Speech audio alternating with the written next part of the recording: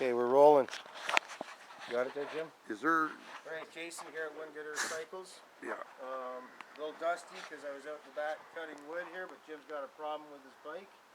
So we're going to take a look at it. If you want to come in close, Jim, we'll take a little bit of a closer look at the picture. We got chain rings here that are really loose on his crank arm.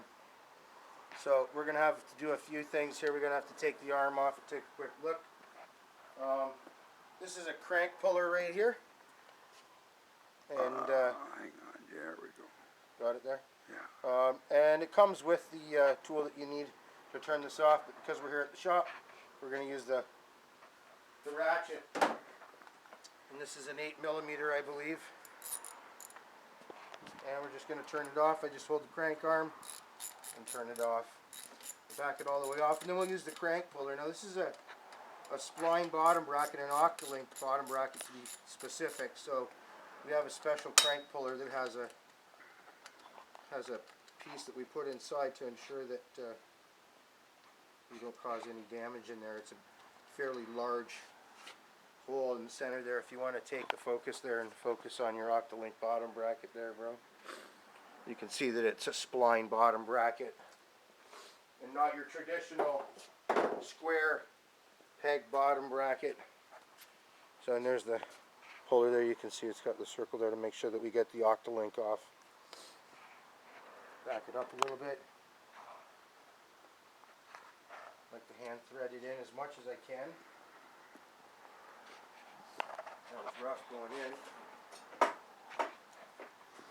Because we're working outside here in February, the tools are a bit cold, so I'm going to throw some quick gloves on here. Also covered in dust from the saw.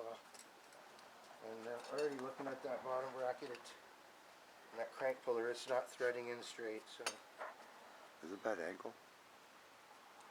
no. Oh, there's a bit of a mess inside there. Looks like the threads are a bit damaged to some degree. So you have to be careful about putting this on. We're going to make sure it threads in straight when we're doing it. This is just a large adjustable wrench that I'm using to turn the bottom bracket puller in nice and easily. You don't want it to start turning on an odd angle. You can even see a little bit in there that some of the aluminum is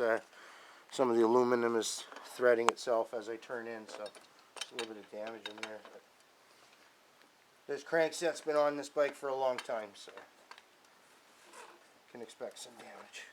But I'm going to turn this in as much as I can and make it snug.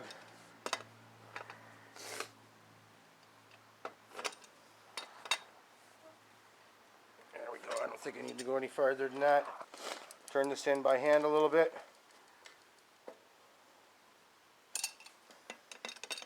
So it makes contact.